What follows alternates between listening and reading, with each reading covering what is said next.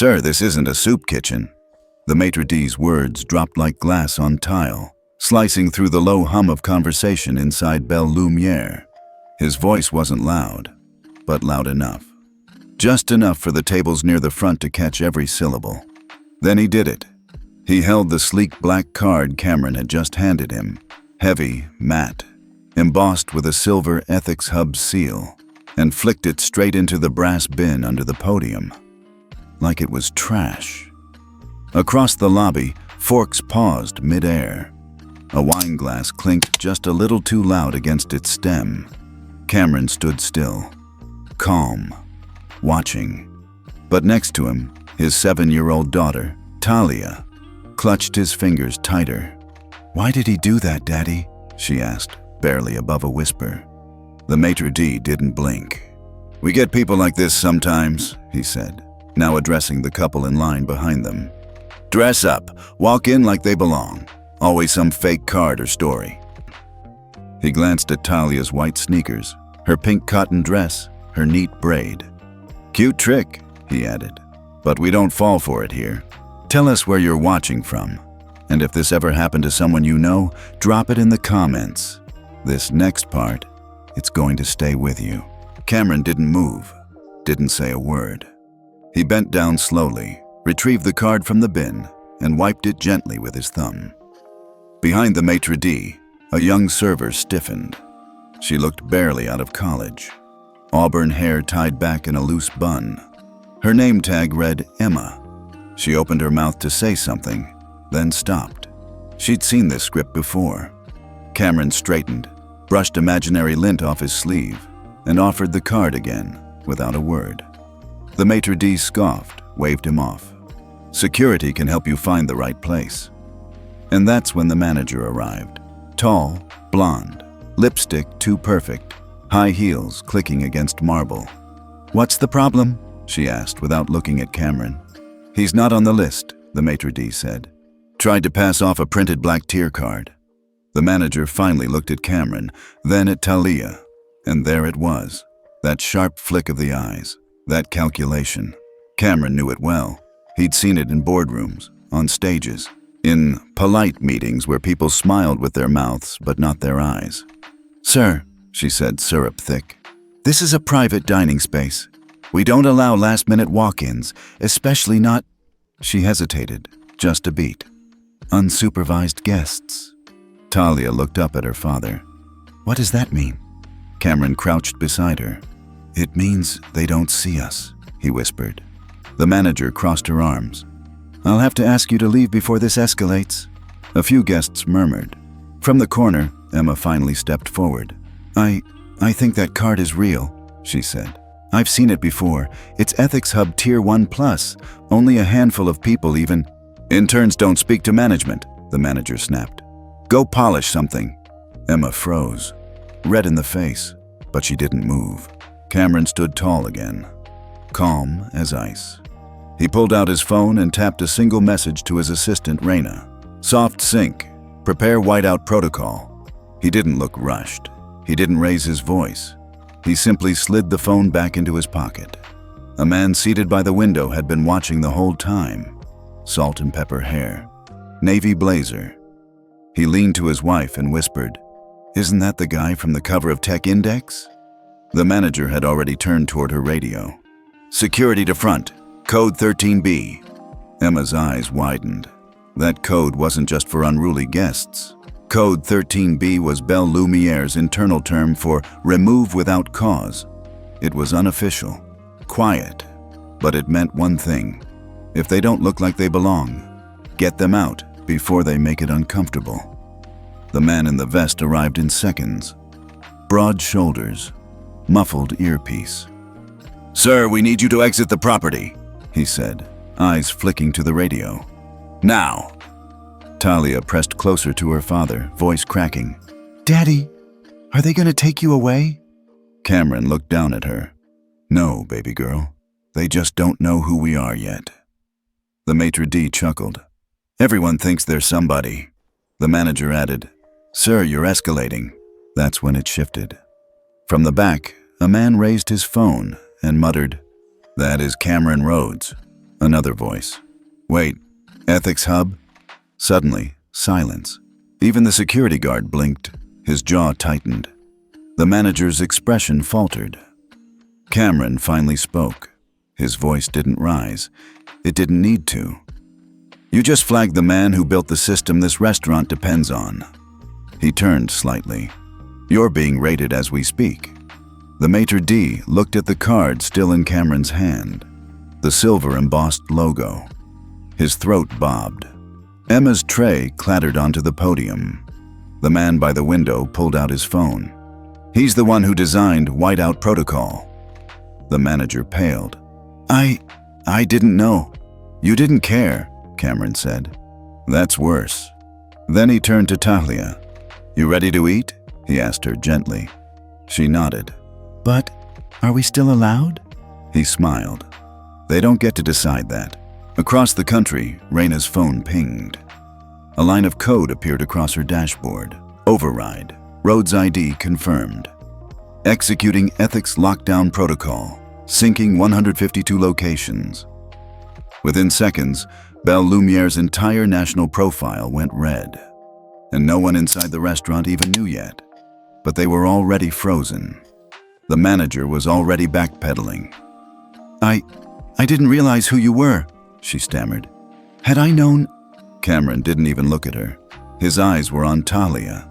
She was no longer crying, but she was still holding his hand like she thought the ground might disappear beneath her. Emma stood by the host podium, frozen, her cheeks flushed with a mix of fear, guilt, and some strange kind of relief. She had spoken up, just enough to not feel like a bystander, but not enough to feel safe. The maitre d', however, still didn't move. He just stood there, arms folded, lips tight, staring at Cameron like he was still trying to convince himself this wasn't happening. He mumbled, "He doesn't look like someone who owns anything." Another quiet guest, 2 tables back, whispered, "Did he just say that out loud?" And then the security guard, vest still zipped up to his chin, stepped forward again. "I'm gonna need to confirm this," he said to no one in particular, pulling out a small tablet from his pocket. Cameron raised a brow. "You want confirmation?" The guard tapped a few buttons, pulled up a browser, and typed in, "Ethics Hub Founder." The result popped up instantly. A press photo, sharp suit, slate backdrop. Cameron Rhodes, CEO, Ethics Hub Systems. The guard blinked, then looked up at Cameron, then at Talia. His mouth opened, closed. "You should have Googled before you grabbed my arm," Cameron said flatly. Talia leaned into his side. "He was going to touch you?" "I know, baby," Cameron said, rubbing her shoulder. But he didn't. That's when the first ping came. The maitre d's tablet buzzed, followed by the manager's, then the security guard's phone. A blinking red alert. Belle Lumiere location flagged as non-compliant. The manager looked down. No, this can't be happening." Cameron's voice stayed level. "You've been operating under the Ethics Hub umbrella for the past 4 years. You signed the charter. You used the seal on your website. You bragged about your A rating." He stepped forward, just one slow, measured pace. "But when the person who built the system walked into your house with his child, you threw away his name, his credentials, and his dignity." The maitre d' turned pale. "It was just... Look, I didn't know." "You assumed," Cameron cut in. "And that assumption is why this protocol exists." Emma finally moved. She walked up beside Cameron, slowly, cautiously, and said quietly, "Sir, they've done this before. To other families. I've seen it." He looked at her. "How long?" Emma swallowed. "Since I started. 2 months ago.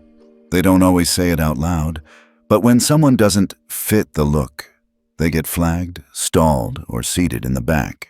Talia tilted her head. "What's fit the look?" Emma blinked. I don't even know anymore." In that moment, a woman in a green silk dress stood up from her table. "I'm sorry, but I'm not comfortable eating here anymore." She turned to her husband. "Let's go." Another couple followed. The maitre d' tried to stop them. "Your food is coming out. We'll eat somewhere human," the man replied. Then came the waiter from the wine bar. He walked over, apron still on, looked at Cameron, then at the manager, and said, "I'm done here." "You're quitting?" she gasped. He shrugged. "I didn't sign up to work in a place that embarrasses little girls." He dropped his apron and walked out the front door. Back at the host podium, Emma's tablet buzzed again.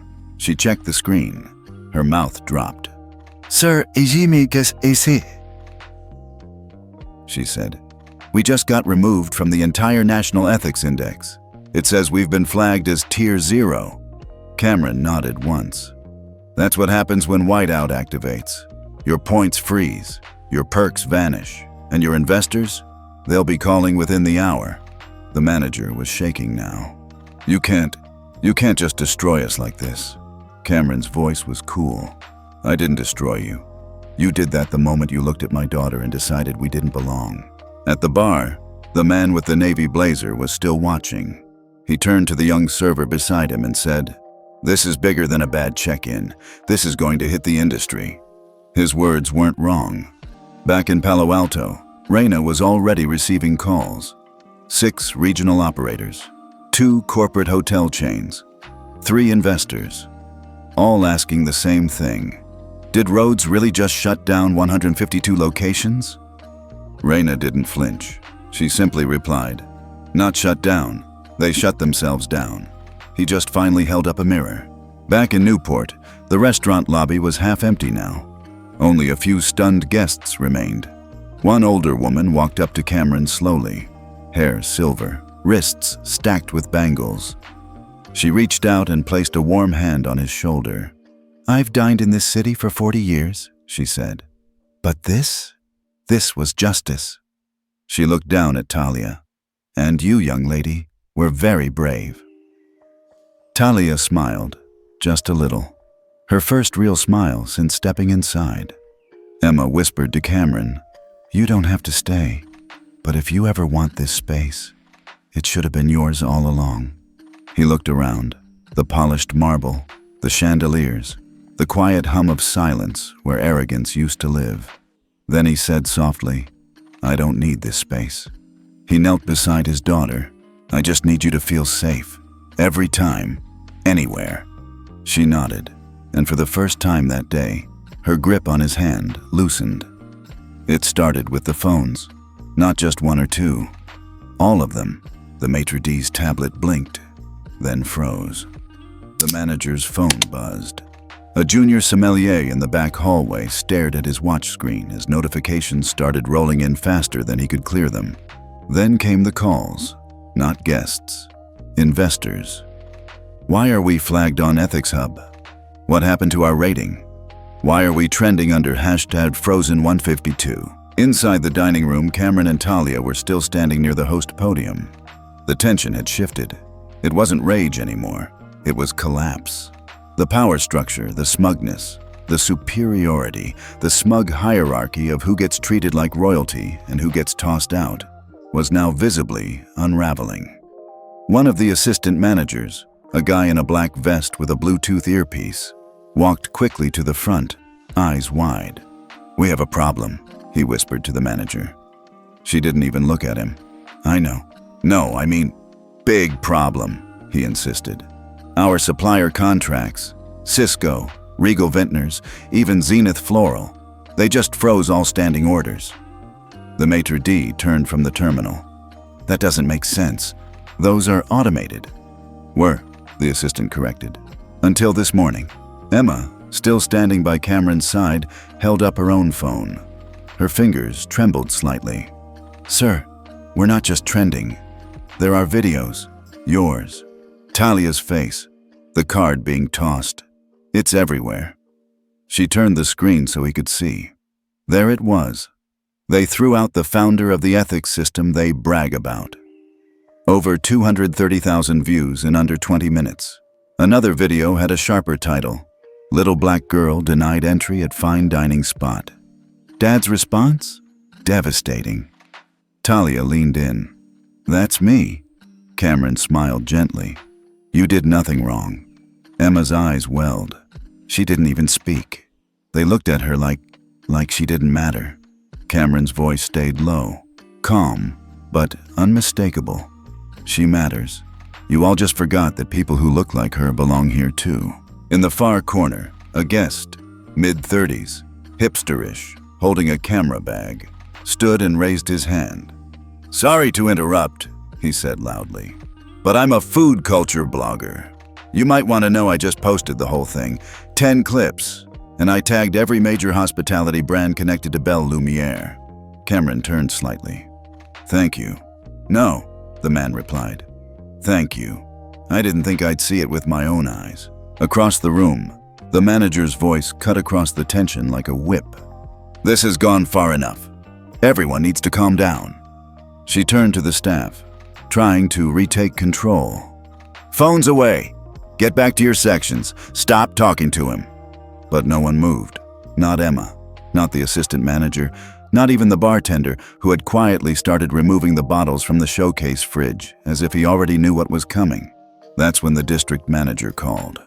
The maitre d' held the phone away from his ear as a harsh voice barked through. Cameron heard one phrase crystal clear. "Is this really happening on the day we filed for ESG-backed credit?" He turned to Emma. "They just exposed themselves." She looked confused. "How?" "Because when people start panicking about optics," Cameron said, "it means they were always managing appearances, not people." Meanwhile, Raina sat in her high-rise office on the West Coast, eyes moving quickly across a 3-monitor setup. Her voice was cool, clipped, efficient as she coordinated the next wave. "We've activated Ethics Hub visibility on all Belle Lumiere locations. All Tier 3 and below now visible to public interface. 4 partner investment groups notified." On her other screen, a message came in. Subject: Joint statement requested by press. AP, Axios, New York Times. She opened a live call line with Cameron and asked one question. "You want to speak now or wait?" Cameron didn't answer right away. He looked down at Talia, who was sitting now on the leather bench by the wall, sipping a small glass of water someone had brought her. Then he replied, "Wait until she's safe. Then we speak." Back inside the restaurant, the guests were now a mix of silent and leaving. Some still watched, unsure whether this was real life or some scripted moment of karmic justice. A woman in a business suit turned to her friend and whispered, "I've eaten here 3 times this month. I think I've seen this happen before." The friend nodded slowly. "I just never thought to say anything." Another guest, a teenage boy with earbuds hanging loose, walked past Cameron on the way out and said, "That was hard to watch. You're, way too calm." Cameron smiled faintly. Calm is how systems change. At that moment, a trembling voice cut through the room. It was the bartender. He stepped out from behind the counter, took off his apron, and said, "I can't work here anymore." The manager spun toward him. "You're seriously quitting right now?" He nodded. "I'm not losing sleep over a paycheck that comes from treating people like they're less." Then he looked at Talia and added, "You deserve better." He walked out. No one stopped him. Cameron looked to Emma. "How long have you wanted to say something?" Emma swallowed hard. "Since my 2nd week. I stayed quiet because I needed the hours for school." He nodded. "Understandable, but remember this, silence always sides with the system." Emma's eyes filled again. "I know. I won't stay quiet anymore." He reached into his wallet and handed her a small card, different from the Ethics Hub one. It read, "Rhodes Protocol, Witness Team, Field Candidate." Emma blinked. "What is this?" "A chance," Cameron said, "to help make sure this doesn't happen again." Just then, the front doors opened. A woman in a sharp suit, clipboard in hand, walked in with 2 associates in tow. The manager turned. "Who are you?" The woman flipped her ID. "Nina Graves, Compliance Division, Rhodes Protocol Oversight. This location has been flagged. We're here to initiate review and public record audit."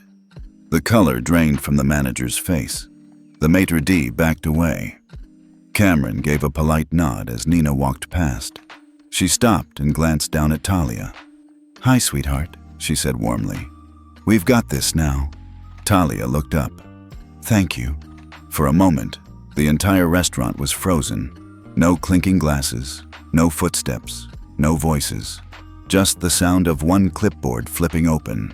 Nina Graves, field officer for the Rhodes Protocol Oversight Division, stood calm and composed in the center of the lobby. Her gray pantsuit was perfectly pressed. She didn't raise her voice. She didn't need to. "Per Ethics Code EHUB 9-3, she began. "This location has been flagged non-compliant at Tier 0. She paused. "You are now under full ethical review. This location is no longer eligible to receive public or private funding tied to the Ethics Hub system." The manager's face went white. "Wait," she stuttered. You can't just walk in and shut us down." Nina glanced at her, then at the clipboard again. "I didn't shut you down," she replied. "Your behavior did. I'm just here to document it." Cameron said nothing. He stood beside Talia, who had moved closer again when Nina walked in. Not from fear, just instinct. But this time, there was no tremble in her hands. She was watching, learning. The maitre d', for once, had nothing to say. Emma, still at Cameron's side, held her phone tight but wasn't filming anymore. She didn't need to. The world was already watching. Nina continued her briefing without breaking stride. "Effective immediately, all ratings for Belle Lumiere will be pulled from the public portal. You are prohibited from using the Ethics Hub seal on any media, signage, or digital property." The manager tried again. "This can't be legal. We've been a 5-star property for years. We have a 4.8 on guest platforms." Nina didn't even blink. "You had a 4.8. That was before the live stream, before the 17 direct complaints filed this morning, before 3 former employees sent us written statements about your use of internal Code 13B. Someone gasped. The manager's eyes shot to Emma. "You gave them our codes?" Emma didn't flinch. "You gave them to me. I just stopped pretending they were normal." From the back, another staff member emerged. A young busser, maybe 19, maybe 20, wiping his hands on a towel. He stepped forward, looked at Cameron, then at Nina, and said quietly, Do you need another witness?" Nina smiled slightly. "Always." The manager barked, "You're all throwing your jobs away." The boy looked at her. "You threw away our respect a long time ago." Across the lobby, more guests began to stand. Quiet, intentional. One woman took her daughter by the hand and walked to Cameron. "I just wanted to say thank you," she said, "for showing her what real dignity looks like." Cameron nodded. "We do what we can." Another man, mid-40s, gray suit, business traveler type, added, "If you ever open your own place, I'll be your first reservation." Emma glanced over, blinking hard. Cameron caught her eye and said softly, "They're not thanking me. They're thanking you for speaking first." Nina checked her watch. "Expect contact from our legal coordination team by end of day," she said to the staff still behind the podium. Then she turned to Cameron. "We're ready if you want to initiate full escalation, but that's your call." Talia looked up at her dad. "What's escalation?" Cameron smiled. "It's the grown-up word for we're not done yet." At that exact moment, back at Ethica Core HQ in Palo Alto, a large glass conference room began filling up. Raina stood at the head of the table, already loading documents onto the central screen. Across from her sat 2 Ethics Hub engineers, a legal advisor, and a representative from the National ESG Investment Board. "We've confirmed 152 locations affected by the whiteout," Raina said. 4 major restaurant groups impacted, 23 pending license renewals halted. The ESG rep looked nervous. "You're saying this one incident could derail every property that scored below Tier 2? Raina replied calmly, "I'm saying the system worked. It just finally had teeth." Back in Newport, the last remaining guests were leaving. Some shook Cameron's hand. A few asked for a photo. One little girl handed Talia a paper crane she'd folded from a napkin. "You were brave," she whispered. Talia smiled. "You too." Then came the press. Not paparazzi, not swarming, Just one clean black van pulling up outside, with 2 reporters stepping out. Cameraman behind them. Lanyards marked CNN. Investigative Ethics Division. The manager stepped back in a panic. "You can't let them film here." Nina turned to her. "This isn't your lobby anymore." The lead reporter approached Cameron. Her voice was gentle, but direct. "Mr. Rhodes, would you be willing to make a brief statement?" He looked at Talia. She nodded. He turned to the camera. "This morning I took my daughter to breakfast. She was denied dignity, not just service. And what you've seen here isn't about revenge. It's about a system that's gone unchecked for far too long." He paused. "Ethics is not a rating. It's a behavior. And today, this restaurant, this team, they showed the world how far we've fallen. But we also saw something else. That silence can break, and that voices, no matter how small, can echo." He reached for Talia's hand. "This isn't a takedown. It's a rebuild. And it starts with knowing who belongs." He nodded once, then turned and walked away with his daughter beside him. Inside, the restaurant was quiet again. No orders, no music, no ego. Just the faint echo of realignment. And a clipboard left open on the podium, with one sentence circled in red. Tier 0. Subject to industry-wide reform. Cameron's office wasn't flashy. Just a clean wood desk. A few family photos. One of Talia dressed as Ruth Bader Ginsburg for Halloween sat dead center. Across from him, Raina was already on her 3rd call of the morning, pacing with that quick, quiet energy that meant a press storm was building. On speaker, 3 different stakeholders from Ethics Hub were waiting, restless, shifting in their chairs.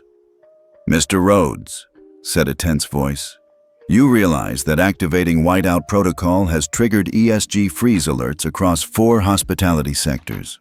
Over $230 million is being flagged for ethical reevaluation." Cameron didn't flinch. "Good." "Good?" Another voice cut in. "Do you understand how many businesses will go into audit lockdown within 48 hours? Raina spoke before he could. "And how many families have been locked out of opportunities because they were told they didn't belong in rooms they paid for?" Silence. "Then, we're going to need a formal statement for public and investor channels, preferably by noon." Cameron leaned forward. "I'll do better than that," he said. "You'll get a charter." 4 hours later, the Rhodes Dignity Charter was born. It wasn't a press release. It wasn't a campaign. It was a mandate. One that redefined what ethical compliance meant for every service-based business using the Ethics Hub system. And it started with one sentence at the top. "Dignity is not earned. It is presumed." By 2:00 p.m., the full 14-page document had been submitted to 3 federal ethics partners and 6 major ESG funding consortiums. By 3:00 p.m., it was trending on LinkedIn, Medium, Twitter, and legal blogs under hashtags like #RhodesProtocol, #152Frozen, and #DignityCharter. By 4:00 p.m., 3 Fortune 500 restaurant chains had reached out asking how to voluntarily adopt the standards early. Talia was sitting on the couch in his office, head resting on his arm, listening to the noise build. She didn't say much, just watched, until Cameron walked over and handed her something. A printout. She looked down. It was the last page of the charter. Section 9, Accountability and Training Protocol. All service staff must complete implicit bias training through a certified program. Any employee demoted, harassed, or dismissed for standing up against discrimination will be protected. Witnesses of discriminatory incidents shall be offered protections, not retaliation. At the bottom, one name was already typed into the example section. Emma Wren. Verified early witness. Talia looked up. "You put her in?" Cameron nodded. "She changed the ending, so now she writes the next one."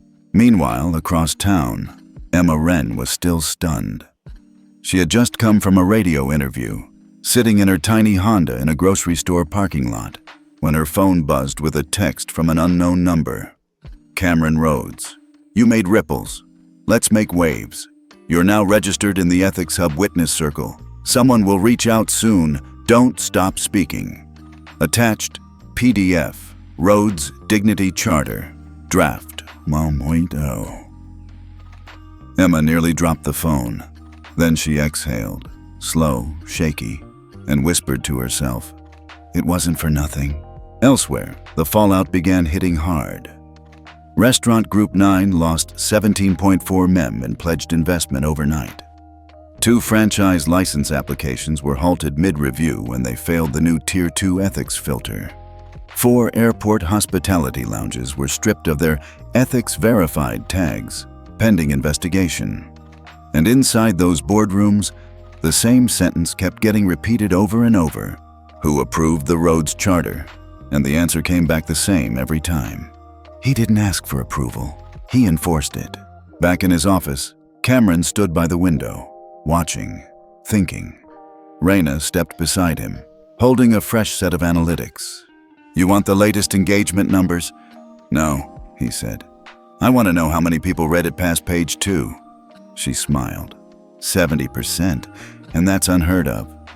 Cameron nodded once. "Then let's test how deep it can go." That night, Talia sat on the couch at home with her dad. They were eating popcorn, watching cartoons, pretending like the world hadn't just flipped. Then, out of nowhere, she asked, "Did you always know how to do this?" Cameron paused. "No, but I always knew what it felt like to be the kid they thought didn't belong." Talia didn't answer right away. But when she leaned her head against his shoulder, she whispered, "I think I want to do what you do someday." He smiled. "I hope you do it better." At that moment, across the country, at a small bistro in Atlanta, a waitress named Lizette, Afro-Latina, mid-20s, quiet but watchful, handed a customer his check. When he said something slick under his breath about girls like you not lasting long, she didn't just flinch and walk away this time.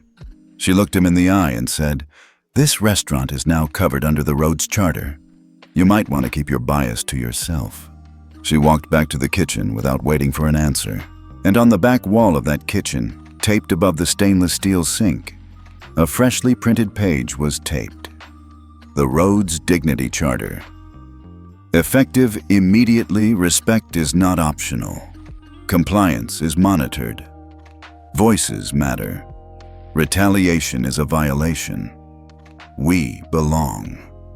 The room was carved from polished oak and cold intention. A placard in front of Cameron read, "United States Senate Committee on Ethics and Public Service. Emergency session." He adjusted his cufflinks. They weren't designer, just the ones Talia had given him for Father's Day 2 years ago. One had a small chip. He kept it anyway. To his left sat Raina, quiet but locked in. To his right, Emma Wren. She looked nervous, but ready. Across the room, news cameras lined the back wall. A scrolling headline on one of the screens read, "Rhodes Protocol freezes 152 locations. National hearing to address overreach or reform." The first voice came sharp.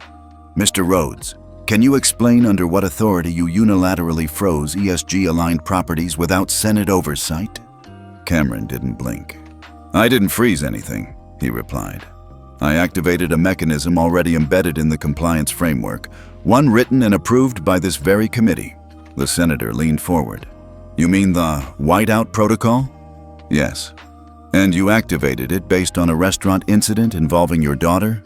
"No," he said firmly. "I activated it based on a systemic pattern, and my daughter was simply the latest proof." The room stilled.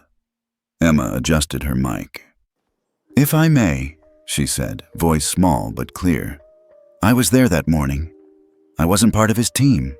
I didn't know who he was, but what I saw, what I said, was the truth. And I wasn't alone. Customers, employees, bystanders, all of them saw it too." Another senator, younger, leaned forward. "Ms. Wren, are you aware of how many whistleblowers have since come forward because of your statement?" Emma's voice caught. "I've heard. Some of them reached out." "And how many restaurant groups have retaliated against their staff since the Rhodes Charter was published?" Cameron answered that one. "None," he said. "Because retaliation now flags you as Tier 0. And Tier 0 gets you pulled from every funding network that matters. That line hit. Not just the committee, but the audience watching online. Because for the first time, someone wasn't just talking change, he was enforcing it. One senator, older, skeptical, said, "Let's be real, Mr. Rhodes. You're a billionaire. Aren't you just using your weight to strong-arm an industry you already profit from?" Cameron looked him dead in the eye. "I profit from systems working, not from people being silenced," the senator smirked. "And what makes you qualified to write ethical law?" Cameron reached for a folder, held it up. "This isn't law, it's a mirror. If you don't like what you see, maybe the problem isn't the glass." Talia watched the live stream from home. She sat curled up on the couch, phone in hand, heart in her throat. Next to her, her nanny, a kind, older woman named Miss Joyce, was holding a notepad full of scribbles. "Your daddy's going to make half the room cry," Joyce whispered. Talia smiled. "That's how you know it's working." Back at the hearing, a new voice took the mic. Not a senator, a witness. A soft-spoken woman in a blue blouse stepped forward.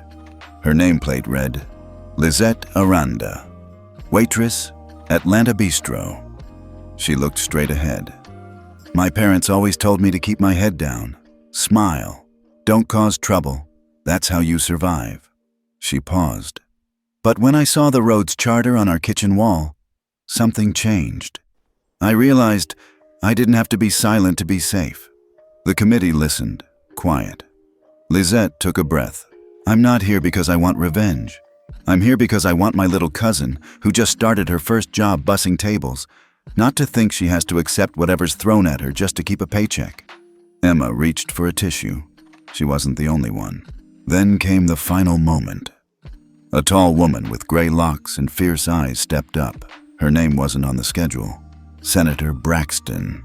"Mr. Rhodes," she said, "I'm not here to challenge your ethics. I'm here to understand your vision." Cameron nodded. "Ask anything." She walked to the center of the chamber. "What does this charter look like? 10 years from now?" He didn't hesitate. "It looks like a 12-year-old black girl walking into any room, any restaurant, airport, courtroom, and never having to earn the right to be seen as human." A pause. "Because by then," he continued, "systems will have learned how to carry dignity before they carry policy." Silence. Then, for the first time in years, a Senate ethics hearing ended in applause. That evening, as the sun dipped behind the skyline, headlines poured in. "Senate acknowledges Ethics Hub Charter, likely to influence national guidelines." "Witnesses speak out, Dignity Charter gains momentum." From restaurant rejection to federal recognition, Cameron Rhodes reshapes ethics landscape. And far beyond DC, in small towns and big cities, restaurant owners printed out the Rhodes Charter and taped it to kitchen doors. Teachers discussed it in social studies classes. Parents pointed to Cameron's hearing and told their kids, "That's what standing up looks like." Talia, now in pajamas, sat with her dad on the porch. "Did they believe you?" she asked. "I think they saw what we stood for." She looked up at him. "Are you tired?" He smiled. "A little. Can I say something?" "Always," she whispered. "I hope one day people don't need a charter to do the right thing." He kissed her forehead. "So do I." The first call came in at 8:12 a.m. Raina barely had time to sip her coffee when her phone buzzed with a number from Geneva. It was Aurelia Kwan, Chief Ethics Strategist at the Global Fairness Consortium. "Raina," Aurelia said flatly, "your guy didn't just start a conversation. He rewrote the damn index." Raina raised an eyebrow. "You mean the charter?" "No, I mean the ripple effect. In the last 12 hours, 3 global restaurant chains had their ESG scores recalibrated using the Rhodes baseline. Their investors are panicking." She added, "Privately, I think it's brilliant." Then she hung up. By 9:30, 4 more calls came in, one from the London Ethics Board, one from a Hong Kong policy lab asking for licensing rights, and one from Dakar, where a coalition of African entrepreneurs wanted to implement the Rhodes Charter into a pilot ethics accelerator program across Francophone countries. It was no longer a local reckoning. It was international alignment. Meanwhile, Cameron was exactly where no one expected him to be, sitting cross-legged on the floor of a second-grade classroom in Baltimore, reading Last Stop on Market Street to a group of wide-eyed kids. Talia sat beside him, grinning every time he changed his voice to match the characters. Afterward, their teacher, Ms. Diarra, pulled him aside. "My kids saw you on TV yesterday," she said quietly. "You gave them something they never get to see, someone who looks like them in power, and soft with it." Cameron smiled. Soft is underrated. Back at headquarters, the data team brought Raina a fresh heat map. She stared at the red pulses lighting up across the USA and Europe. "Every time someone downloads the Rhodes Charter," the intern explained, "we track the region. We're at 380,000 unique reads in 36 hours. Any industry overlap?" The intern hesitated. "Actually, yes. Airlines, banks, university HR departments. Even one tech giant's internal code of conduct team is citing it." Raina sat back. "That's not just compliance, that's culture shift." Meanwhile, in a small restaurant in Minneapolis, an incident occurred. A server named Brandon, black, 22, soft-spoken, politely corrected a guest who made a racist joke at a nearby table. He thought he'd be punished. Instead, the manager walked out, handed the guest their check, and said, "This place operates under the Rhodes Charter. We don't serve entitlement, only food." The guest stormed out. Brandon stood frozen. "You okay?" the manager asked. He nodded slowly. Then, "Yeah, I just never saw that happen. In real life." Elsewhere, in corporate towers and closed-door meetings, the tone was less sentimental. At Marquest Hospitality Group, the largest private hotel chain in the Western Hemisphere, executives argued over whether to preemptively sign on to the Rhodes compliance framework or challenge it. "This isn't law," barked one VP. "No," replied the CEO. "But it's public expectation now. And if we don't keep up, we won't be on the map in 5 years." A junior exec slid over a folder. Inside, side-by-side charts of stock volatility and ethics score alignment across 12 months. The higher the ethics score, the lower the stock dips. The message was clear. Do good or go broke. Cameron didn't know all the numbers yet, but he felt it. That afternoon, while reviewing messages in his inbox, he paused at one subject line. "From someone you helped without knowing." It was a letter from a young woman named Noor, a Palestinian-American who had been wrongly dismissed from a hotel internship last year after refusing to tolerate anti-Muslim comments from a manager. "I read the Rhodes Charter," Noor wrote, "and I cried. Because for the first time, someone wrote down what we've all been trying to say, that dignity isn't performance-based. Thank you for putting it into language they can't ignore." Cameron exhaled, long and quiet, then forwarded the email to Talia. That evening, the Rhodes team gathered for an informal debrief. No suits, no podiums, just pizza, sweatpants, and real talk. Raina kicked it off. "We're hitting velocity, but we need to steer it, carefully." "Where's the risk?" someone asked. She didn't hesitate. "Co-opting. Corporations will try to slap the Rhodes name on marketing campaigns without actually implementing anything. So we set a licensing standard," another staffer said. Cameron leaned forward. "No," he said. "We build a verification engine, something automated, something ethical AI can track in real time." The room stilled. "You're serious?" Raina asked. "Deadly. If this is gonna last, we need tech as sharp as the truth it protects." Later that night, Cameron found himself standing alone in the headquarters hallway, staring at the giant mission statement wall they'd painted months ago. "We rise by restoring what was denied." He whispered it to himself once, then turned and walked back into the room. At 6:45 a.m., the sky over New York was still bruised from the night. Cameron stood at the window of his apartment, phone in one hand, coffee cooling in the other. He hadn't slept much, not because of stress. He was used to pressure, but because the data from overnight told a different kind of story. People were watching, yes. People were sharing, sure. But some people, the ones who should be speaking, were dead silent. By 7:10, Raina was already at HQ, eyes red, laptop open. She didn't bother with pleasantries when Cameron walked in. "They haven't moved," she said flatly. "Who?" She turned the screen toward him. A list of organizations scrolled by. Marquest Hospitality, Epicure Group, Cortiva Travel Holdings, Lyra Hotels International. All of them had benefited from ESG funding. All of them had discriminatory complaints pending, and none had responded to the Rhodes Charter. Cameron studied the screen. "Pull their board records," he said. "You thinking freeze?" "I'm thinking exposure. By 9 o'clock m.m. Rhodes Tier 0, pending action, lit up with 4 new flags. Raina glanced at him. "You sure about this?" Cameron didn't even blink. "I gave them a chance." Silence is a response. Meanwhile, across the country, things were changing fast. At a small hotel in Seattle, a black family checking in was greeted instead of watched. The receptionist even offered coloring books to the kids and water for their dog. It wasn't dramatic. No headlines, no hashtags. But for the mother, who'd grown up being asked if she belonged here, that one moment meant everything. And when she asked the manager why things felt so different, the young man pointed to a small framed document behind the desk. The Rhodes Charter. But not everyone was embracing it.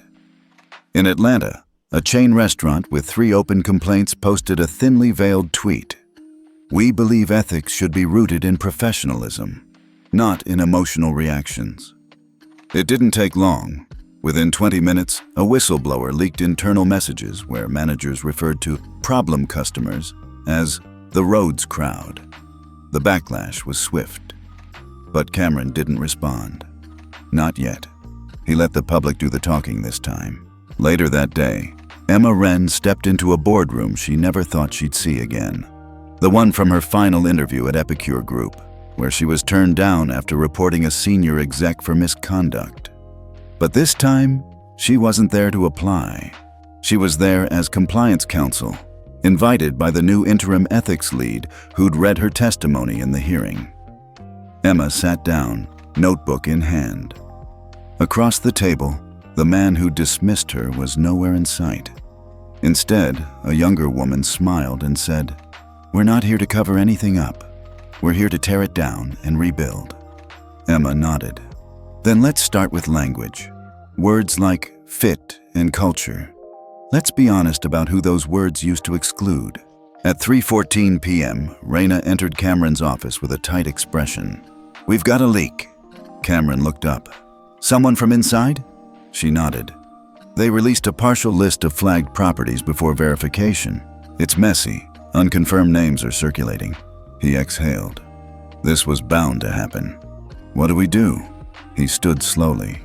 "We clean it up, with transparency, not PR." That night, Cameron went live. No graphics, no script, just him. A desk lamp, a chair. Some of you have seen names on a list that haven't been verified, and I want to say this clearly. Due process matters. This charter is not a weapon. It's a mirror. We don't shatter people. We reflect systems. He paused. But we will not allow silence to become safety for those benefiting from abuse. He looked into the camera like he was speaking to one person. You don't get to build empires on silence anymore. The next morning, something strange happened. A CEO from Cortiva Travel stepped down. Not with a lawyer-crafted statement. Not with spin. He released a handwritten letter on LinkedIn. It read, "I didn't see the cracks in our foundation because I didn't have to stand on them. I was never the one slipping through. I resign, not in shame, but in awareness. May this open space be filled by someone who was never allowed to sit at the table in the first place." It went viral. Even Cameron was stunned. Talia, reading over his shoulder, whispered, "That's new." "Yeah," he said quietly. "That's accountability." Later that day, at the Ethics Hub Verification Center, Lizette Aranda, the waitress from Atlanta who testified at the Senate, walked into her new job. Her title? Head of Dignity Reporting Operations. She took a deep breath before opening her office door, where someone had placed a sticky note. "This place doesn't run on fear anymore. HR." She smiled. She wasn't here because she was broken. She was here because she never gave in. By evening, the Rhodes protocol dashboard showed something they hadn't expected. Companies not just responding, but volunteering. 32 new restaurants and hotel groups had opted into voluntary audits. Some even invited former employees to help shape new policies. Raina stared at the monitor. "Do you think this lasts?" Cameron joined her. "If we make it about people, not power, it has to." The day it launched, nobody expected the Rhodes Dignity Index to crash 3 servers in under 6 minutes. At exactly 9 o'clock a.m. EST, a quiet tweet went out from the official Ethics Hub account. "The Dignity Index is now live. Look up your city, your state, your neighborhood. See who's truly serving fairness." No hashtags, no promo. And yet, the internet caught fire. Within 45 minutes, the platform had over 1.3 million unique visitors. By the end of the day, the number crossed 5.6 million. People weren't just looking. They were searching, digging, questioning, flagging, celebrating, and yes, even mourning. In a dorm room at Howard University, sophomore journalism major Zion Morris scrolled through the index with tears in her eyes. Her favorite cafe in her hometown? Red score. 3 unresolved discrimination reports. But the tiny Ethiopian restaurant 3 blocks from her freshman apartment? Green. Verified charter signatory. She tweeted, "Turns out the place that never got press treated us with more dignity than the one with $1 million PR team." #Dignity Index. It went viral. Fast. Across the country, in a boardroom in Dallas, Corteva Travel Holdings scrambled. Their score? Yellow. Status: pending response, charter ignored. The CEO, just a week removed from the viral resignation, called an emergency meeting. "Who authorized silence?" she demanded. A compliance officer stammered. We thought waiting it out would be safer." She stared him down. "You thought hiding was safer than human dignity?" Nobody spoke. She walked out. Back in Baltimore, Cameron sat with Talia on the edge of her bed, laptop in front of them, the screen glowing. They were looking up cities together. "Daddy, look," Talia said. "Grandma's senior home has a green rating." He smiled. "That's because Ms. Ellis never lets anyone mistreat her. She teaches the staff how to talk to folks with respect." Talia giggled. "She said she made the director rewrite the elevator signs." She probably did. Then her smile faded. What if people get mad about their scores? Cameron thought for a moment. Then they have a choice. They can get angry or get better. Meanwhile, newsrooms erupted. Segments ran on every major network. The Yelp of justice? Can you trust the Dignity Index? Anonymous ratings or verified data inside the new ethics era? On a live panel, an anchor asked, "Isn't this just another cancel culture tool dressed up in tech?"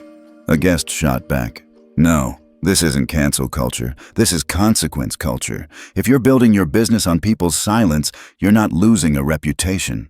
You're finally seeing it in a mirror." By midweek, something unexpected began happening. Law firms started downloading the index data. They used it to cross-reference discrimination lawsuits. Patterns emerged, timelines matched. Complaints long buried were resurfacing.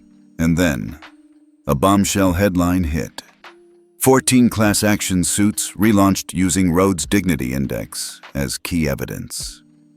Cameron read the headline from his phone, heart steady. He whispered to himself, "This wasn't revenge. This was overdue." Back at Ethics Hub HQ, Raina called an all-hands meeting. She clicked through a heat map on the big screen. "Red zones are shrinking. Not fast, but clearly." A staffer raised a hand. "Do we release the private beta dashboard for institutional scores? Universities, hospitals, courts?" Silence. Then Cameron from the back. "Yes." Another staffer. "That's going to rattle everyone." Cameron stepped forward. "So did Emmett Till. So did Anita Hill. So did Me Too. So did Trayvon." So did that maitre d' who thought my daughter didn't belong. He looked at the room. If dignity rattles you, maybe you were never stable to begin with. Across the nation, employees walked into work differently. At a Boston hotel, a front desk agent handed a customer their key and whispered, "They finally trained us." Like, really trained us, not the fake stuff. At a Florida diner, a Latina waitress saw the Rhodes charter sticker on the door and exhaled before starting her shift for the first time in 3 years. At a San Diego airport lounge, a disabled veteran was met with courtesy, not condescension. The manager had memorized the new Dignity Service manual overnight. Change wasn't perfect. It wasn't everywhere, but it was beginning. Then came the moment that shook even Cameron. A major airline, one that hadn't even been directly involved in his case, requested an emergency meeting with the FAA. They didn't want to push back. They wanted to adopt the Rhodes Protocol as a pre-boarding compliance standard. Nationwide, every gate, every flight, every day. Raina forwarded him the official memo. Subject: Proactive Ethics Alignment, Charter Integration. Cameron read it twice, then closed his laptop, and smiled for the first time in days. That night, Talia sat at the kitchen table, coloring in a workbook about heroes. She turned to Cameron and asked, "Daddy, am I a hero too?" He paused. "You're the reason all this happened." "But I didn't do anything. I just sat there and listened when he was mean." He knelt beside her. "And you didn't let it break you. That's what heroes do." It started with a headline no one expected. Senate Committee Approves Ethics Integration Pilot. Rhodes Protocol Enters Federal Review. Cameron stared at the screen, unmoving. His coffee had gone cold. The inbox was flooding. But for once, he didn't move. Across the table, Raina whispered, "It's happening." 6 months ago, he'd been humiliated in front of his daughter over a plate of seared salmon. Now, the very system that allowed that maitre d' to look Talia up and down like she didn't belong was about to be put on trial by the government. And the government was asking him for the blueprint. By 9:30 a.m., he was walking through the marble hallways of Capitol Hill, escorted by 2 interns and a communications officer from the Senate Ethics Oversight Committee. "You okay?" Raina asked, holding her notepad tight as they passed a row of reporters. Cameron nodded. "I'm not nervous about testifying." "Then what?" "I'm nervous about how little they know." Inside the chamber, every seat was filled. Representatives from 12 federal agencies were present. FAA, Department of Transportation, HUD, even Education. A sign above the hearing room door read, "Emergency Session, Ethics Infrastructure in Public-Facing Institutions." When Cameron was called to the table, he paused before speaking. "Thank you for allowing me to testify. I didn't come here as a CEO today. I came as a father." He clicked the remote. The screen behind him flickered on. A photo of Talia appeared, the one from that night. Her head turned away, her dress wrinkled, her face hurt but quiet. "She's the reason I started building the Rhodes Protocol, not because I wanted to punish anyone, but because I wanted to make sure no child, no family, is ever made to feel disposable again." Over the next 3 hours, Cameron walked the committee through the data. 329 hospitality sites audited. 58% had never conducted internal bias training. 24% had at least one unresolved civil rights complaint. Less than 12% had active compliance mechanisms for employee behavior outside surveillance footage. The senators looked stunned. "This is happening everywhere?" one asked. "Everywhere dignity isn't protected by design," Cameron replied. After the session ended, a woman in a navy skirt suit approached him in the hallway. She looked around, made sure no cameras were near. "I just wanted to say thank you," she said softly. "My son uses a wheelchair, and what you're doing, I wish someone had done it 10 years ago." Cameron's voice caught in his throat. "Thank you for telling me." That night, Talia fell asleep on the couch, wrapped in one of Cameron's old college sweatshirts, the news still playing in the background. He stood by the window again, like he had on the first day after the restaurant. Only now, the skyline looked different. It felt less like resistance, more like readiness. 2 weeks later, a historic joint announcement was made. The FAA, HUD, and DOT will begin adopting the Rhodes Protocol as a baseline ethics assessment in federal service contracts. Translation? If you wanted to build, serve, or fly under federal partnership, you had to prove your dignity metrics were active and verifiable. And then came the biggest twist of all. A coalition of 11 Fortune 500 companies, none of whom had been publicly flagged, voluntarily signed the expanded Rhodes Charter. Their internal statement read, "We no longer see ethics as a shield against scandal. We see it as a structure worth building into our DNA." Cameron read it, stunned. These weren't companies reacting to shame. They were acting proactively.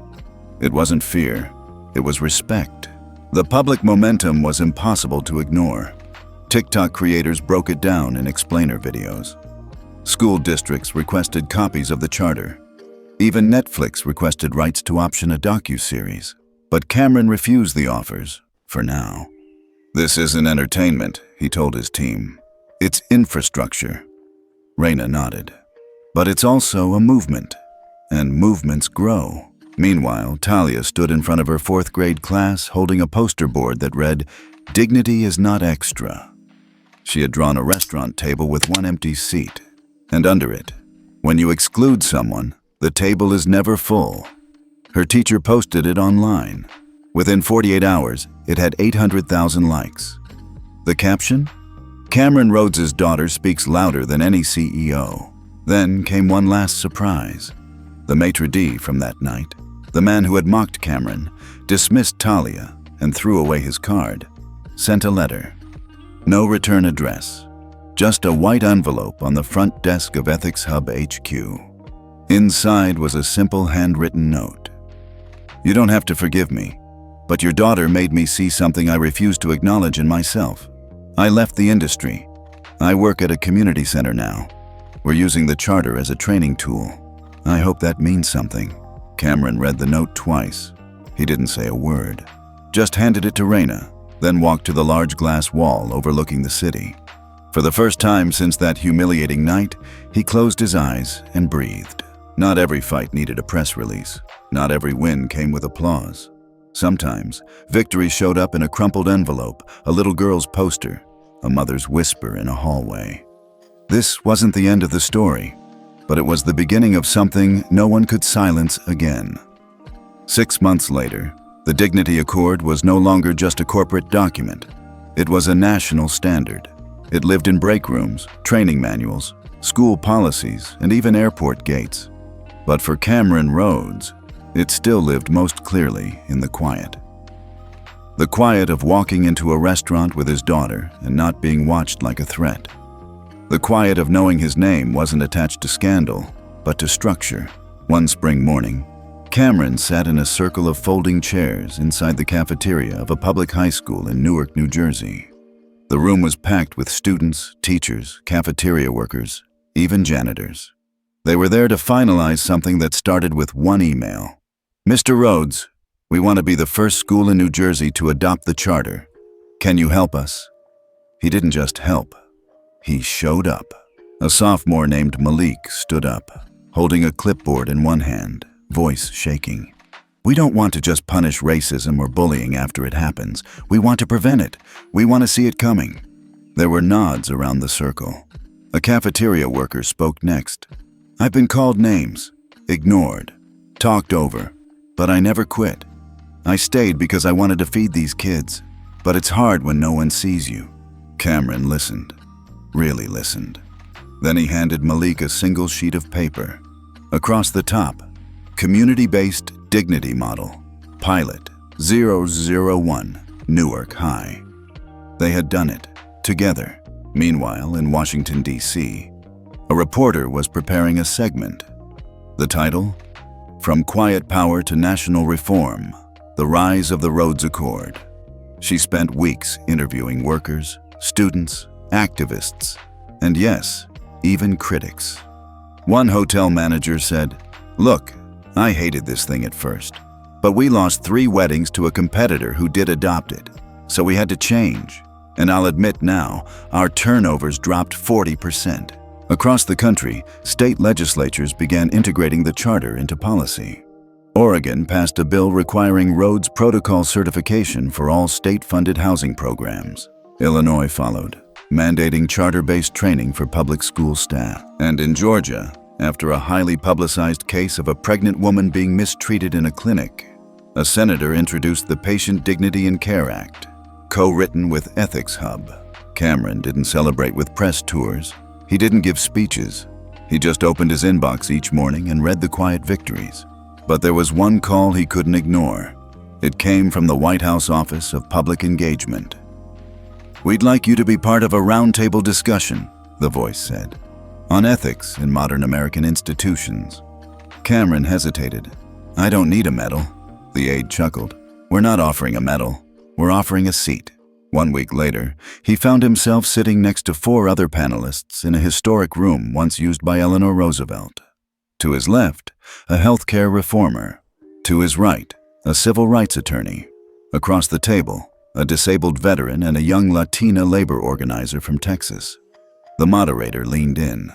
"What unites all of you, despite your fields, is that you built systems to protect dignity before it was popular to do so. What made you keep going?" Cameron spoke last.